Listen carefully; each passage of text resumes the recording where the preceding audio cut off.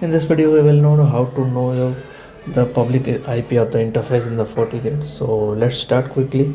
So first of all, I am logging with my FortiGate with the read-write access, and after logging, you will land on the dashboard page, and simply you need to click on the console CLI console of the FortiGate and see the current private IP or current IP of the interface. So diagnose sorry, you can see source system interface and interface name. In my case, interface is port 1, and you can see here private IP has been assigned to this interface, and this is netted with the public IP. So I want to know the public IP of this interface, so simply paste this command and type the your interface like port 1, and after this hit enter. You can see all the details of the public IP, its location, its postal code, city, and everything you will get uh, after hitting the enter. So this is the very easiest way you can